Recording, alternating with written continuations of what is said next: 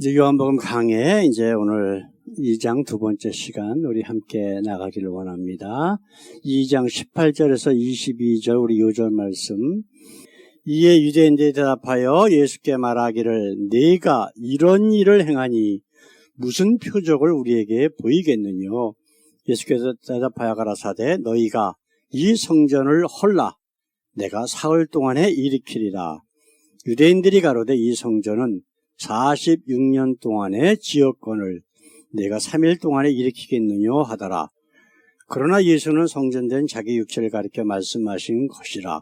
죽은 자 가운데서 살아나신 후에야 제자들이 이 말씀하신 것을 기억하고 성경과 및 예수의 하신 말씀을 믿었더라. 아멘. 이제 우리가 요한복음을 보게 되면은 이제 첫 번째 예수님께서 이제 공생애를 시작하시고 나서 첫 번째로 이제 예루살렘에 올라가십니다. 가서 보니까 예루살렘 성전이 완전히 강도의 소굴들이 되었어요. 보면은 뭐 로마 돈을 유대인들이 사용하는 돈으로 바꿔서 이물을 남기는 자들, 환전하는 거죠. 그다음에 제사장들이 주관하는 소, 양, 비둘기 파는 자들 등 온갖 탐욕의 구렁텅이가 되어 있는 걸 보시고 노끈으로 채찍을 만들어서 쫓아내시고 그 다음에 상을 높으시고 비둘기 파는 자들에게는 가지고 나가라고 하시고 이렇게 하니까 이제 문제가 발생이 된 거예요. 예루살렘 성전에서 이익을 취하던 제사장들, 바리새인들, 이스라엘 지역의 모든 정치, 권력, 돈 이런 모든 것들의 중심이 된 바로 그 예루살렘 성전을 완전히 뒤집어 놓으셨거든요.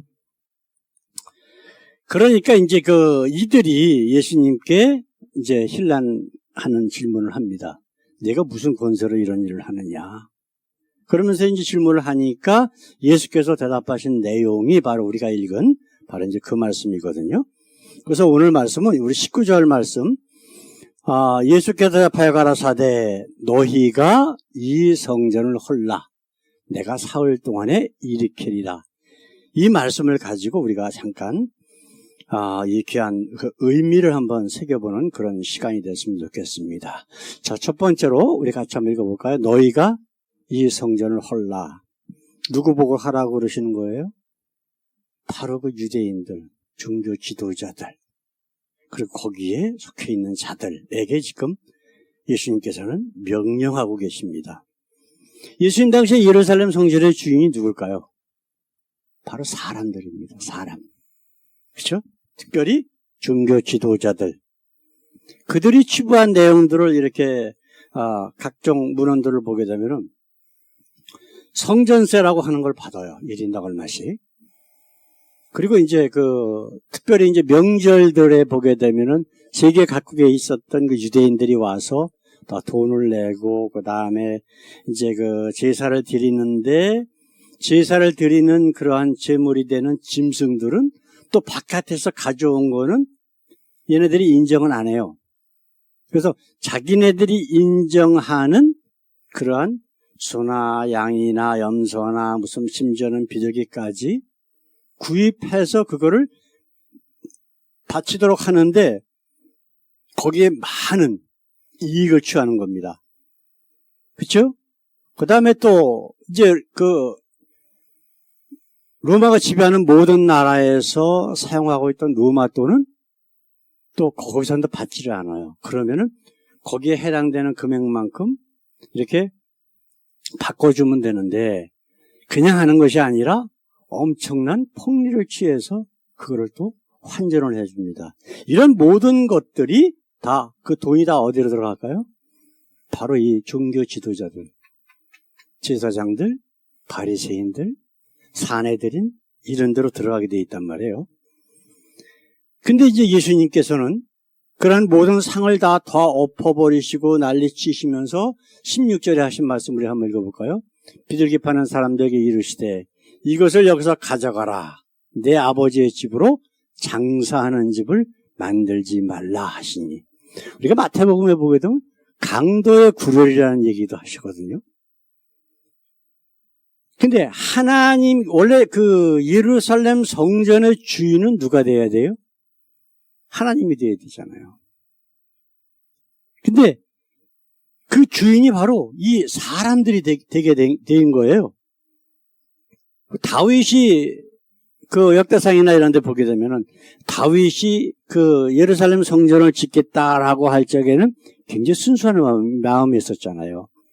그 자기 왕궁을 지어놓고 그 왕궁 옆에 있는 그 하나님의 장막을 보니까 너무나 초라해. 그래서 정말 하나님께 대한 죄송스러운 마음, 그 하나님을 사랑하는 마음으로 내가 짓겠습니다 그럴 때 하나님께서 그래 너 얼른 줘라. 그렇게 얘기하셨어요? 아니에요. 선지자를 통해서 계속해서 반대하셨어요. 그러면서 하신 말씀이 뭐예요? 네가 아무리 크고 화려한 건물을 짓는다고 할지라도 내 발등상 하나도 못 놔. 세상 모든 만물을 창조한 내가 어떻게 그런 건물에 있겠느냐라고 하는 말씀이에요. 그런데도 계속해서 하니까 그래. 그럼 너는 안 되고 내 후손, 내 자식이 날 적에 그때 내가 허락하겠다. 근데 솔로몬이 그거를 이용하잖아요. 그 어머니를 통해서 권모술수를 해서 자기가 그 2대 왕이 아니죠. 3대 왕으로 간택이 되면서 그 다음에 지금 한 일이 뭐예요? 건물을 지면서 하나님은 여기 계세요. 세상 모든 만물을 창조하신 하나님을 건물 안에다가 집어넣어 버린 거예요. 한마디로 얘기하면 거짓 하나님을 만든 거예요. 그래서 이스라엘 전 역사를 보게 되면 항상 하나님께서 하시는 말씀이 있죠. 솔로몬의 길에서 떠나지 아니하고. 이게 칭찬하는 거예요? 아니에요. 악행하고 악한 길에서 떠나지 아니하고 라고 하는 말씀도 가끔 하시잖아요. 거짓 하나님을 믿는다는 것, 그게 바로 우리가 씻지 못할 죄를 짓는 성령 회방죄라고 성경은 분명히 말씀하고 있단 말이에요. 지금 하나님께서 예수님을 통해서 하시는 말씀, 너희가 이 성전을 헐라라고 하는 것은 바로 신약 시대에 와갖고 침례 요한이나 아니면 예수님이나 예수님의 제자들이 했던 이야기하고 똑같은 거예요. 너희가 주인 되었던 너희 육신, 너의 삶 모든 것들을 다 헐어버리고 뭘로 바꿔라? 하나님 중심으로 바꾸라는 거예요. 너희 몸이 하나님의 거룩한 성전이 되게 해라 라고 하는 말씀이란 말이에요. 그게 바로 뭐예요? 침례를 받아라. 침례라고 하는 뜻이 뭐죠? 바로 죽고 거듭나라는 뜻이에요. 성전을 헐어버리래요. 그건 완전히 없애버리라는 거예요. 자, 두 번째로 우리가 말씀 가운데 생각해야 될 것은 한번 보십시다. 내가 사흘 동안에 일으키리라. 이게 바로 그 두 번째, 우리가 우리의 육신을 침례로 인해서 죽고 거듭났을 때에는 주인이 누가 된다? 예수님이 된다는 거예요. 하나님이 되신다. 성령이 되시겠다는 거예요. 하나님께서 모세를 통해서 출애굽하실 때에 어디에서 하나님의 임재를 나타냈죠? 바로 성막. 근데 성막은 어떤 존재예요? 하나님의 존재란 말이에요. 이스라엘 백성들이 발행을 할 때, 진행을 할 때 하나님께서는 어떻게 하셨어요? 앞서 나가셨어요. 그죠? 앞서 나가시고 구름기둥과 불기둥으로 그들을 보호하시면서 그 다음에 그들이 진행을 멈췄을 적에는 그 12부족 정 가운데에 하나님께서는 장막을 두도록 하시고 그곳에서 하나님이 임재를 이스라엘 백성들에게 친히 보여주셨단 말이에요. 이 모습으로 다시 회복되라고 지금 우리에게 말씀하고 있는 거예요. 너가 가지고 있는 모든 거 다 내가 헐어버리고 내가 주인 되었던 모든 곳에서 떠나 비워라. 그러면 내가 들어가 너에게 주인이 될 것이다. 이것이 거듭나는 성경적인 원리 아닐까요? 솔로몬이라는 자가 기도하면서 1,000번제를 드리고서 그 기도하는 내용을 한번 보세요. 아주 가관이에요, 가관. 하나님은 요 안에 계시고 요 안에 여기에 들어오는 사람을 만나주시고 그 다음에 여기에 와서 기도하는 걸 들어주시고 맨 그런 내용이에요. 저는 그 역대상 그 내용을 읽다 보면, 야, 이게 바로 우리의 지금 현재의, 교회라고 하는 것. 그리고 우리가 신앙의 잘못된 모습들 아닌가라고 하는 것을 우리가 그 말씀 가운데 깨달을 수 있다라고 하는 거예요. 이거를 회복시키기 위해서 우리 보고 침례로 죽어라 라고 하는 거예요. 그러면 예수님께서 사흘 만에 우리를 회복시켜 주시겠다. 내가 들어가 너희에게 주인이 되겠다라고 하시는 말씀이에요. 예수님이 제자를 주셔도 이 진정한 의미를 몰랐다고. 그렇죠? 우리가 지금 그 본문 요절 말씀 맨 마지막 절 22절에 뭐라고 되어 있어요? 예수님께서 죽은 자 가운데서 살아나신 후에야 제자들이 이 말씀을 기억하고 성경과 및 예수의 하신 말씀을 믿었더라. 이렇게 되어 있단 말이에요. 제자들은 예수님 부활하시고서 그 다음에 그들이 성령을 받고 나서야 온전히 자신들이 갖고 있던 성전을 무너뜨리고 하나님의 사람으로 변화되는 것을 우리는 사도행전을 통해서 우리가 정확하게 알 수가 있잖아요. 우리 사도 바울은 뭐라고 그래? 사도행전 11장 24절에 한번 보십시다. 우주와 그 가운데 있는 만유를 지으신 하나님께서는 왜 신으로 성경을 기록해놨는지 모르겠어요.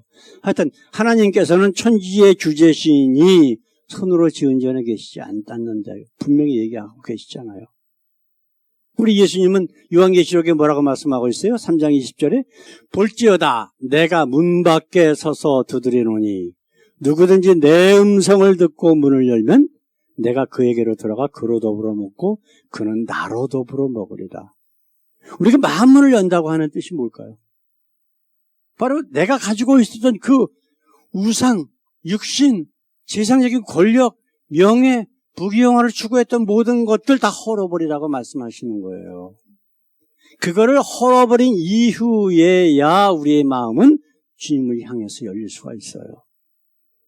그럴 때 진정으로 우리 주님께서 나에게 들어오셔서 나의 주인이 되시겠대. 그래서 나와 더불어 먹고 우리는 누구와 더불어 먹어요? 예수님과 더불어 먹고. 제가 2000년대에 유학을 와가지고 사우스웨스턴 들어가서 딱 보니까 그때 당시에 가장 유행했던 게 뭐가 있냐면은 범퍼 스티커가 있었어요. 차 뒤에 붙이는 거. What would Jesus do? 이걸 딱 보자마자 저는 충격 먹었어요. 과연 내가 저런 마음을 가지고 있었던 적이 있었는가? 라고 제 자신을 기도하면서 한번 돌아봤다고요. What would Jesus do가 뭐예요? 예수님이라면 어떻게 하실까? 예수님이라면 어떻게 생각하실까? 예수님이라면 어떻게 행동하실까? 그 얘기는 뭐예요? 나의 주인이 내가 아니라 누가 돼야 된다?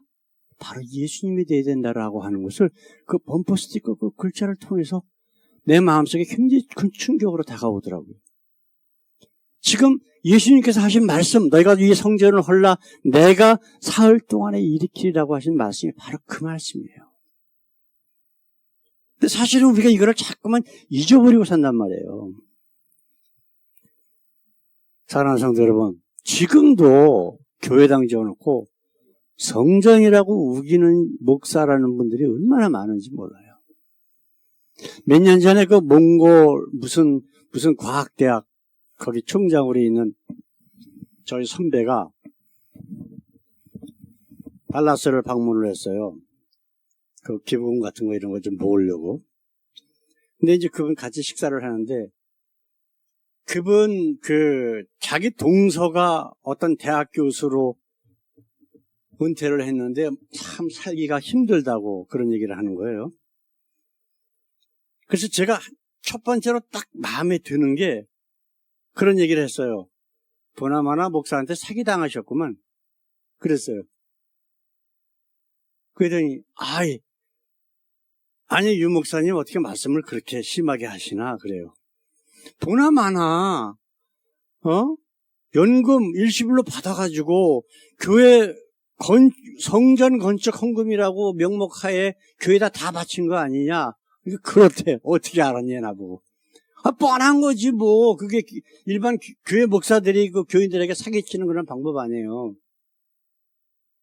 그럼 그 자들이 지금 예수님의 모습일까요? 아니면 그때 예수님 당시에 성전의 주인이었던 대제사장들 바리새인들의 모습일까요? 한번 생각해 보세요. 이 자들이 또 누구냐? 바로 예수님을 십자가에 못 박아 죽인 자들 아니에요? 예수님의 제목이 뭡니까? 사형 제목이 두 가지가 있잖아요. 성전 모독죄. 두 번째는 뭐예요? 하나님 모독죄예요. 바로 이 얘기를 하는 거예요. 예? 성전을 헐어버리라고 한 자라고. 그게 첫 번째 제목이란 말이에요. 두 번째는 뭐예요? 자기가 하나님의 아들이라고 했다고. 근데 하나님의 아들이라고 한 것, 성경에 다 기록되어 있는 거 아니에요?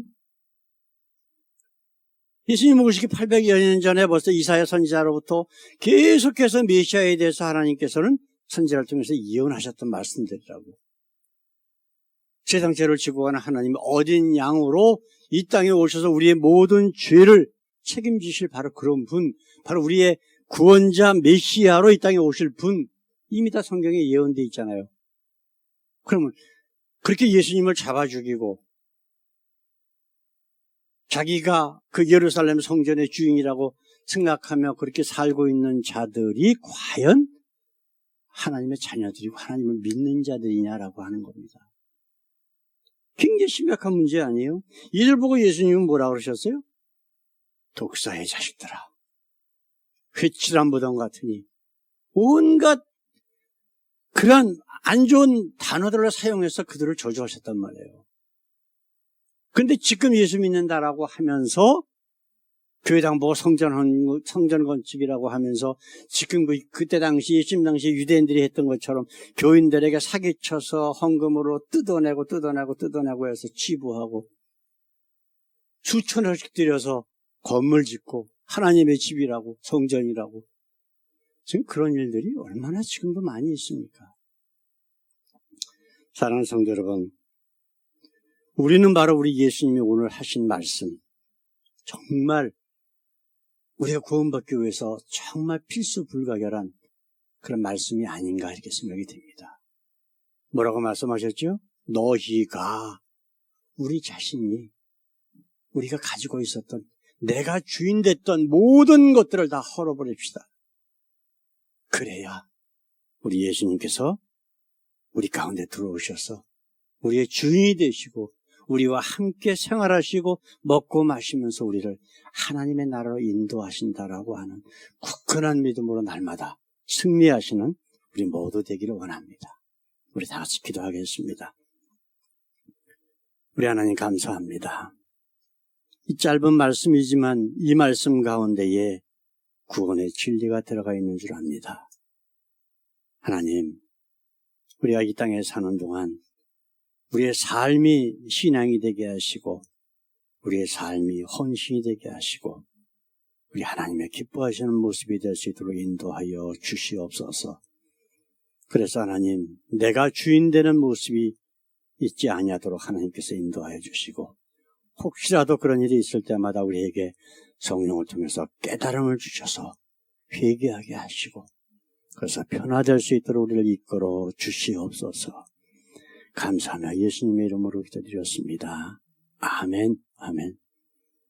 이제는 우리를 억만 죄악 가운데서 구원하시기 위해 우리의 모든 죄를 짊어지시고 십자가에서 물과 피를 다 흘리시며 내가 다 이루었다 하신 우리 주 예수 그리스도의 그 귀하신 은혜와 독생자까지 아낌없이 우리를 위해서 우리의 모든 죄의 대속제물로 십자가에서 죽게 하신 우리 하나님의 한없으신 사랑과 지금도 우리와 함께 계셔서 하나님이 누구신가, 예수가 누구신가, 그리고 내가 어떤 존재인가를 날마다 깨달아 회개하게 하시고 나의 주인은 내가 아니라 우리 주님 되심을 아버지 깨닫고 그렇게 살 수 있도록 우리에게 날마다 변화를 주시는 그리고 이끄시는 성령님의 교통 역사하심이 이 귀한 예배를 드리고 정말 세상에 내가 주인이 아니라 우리 예수가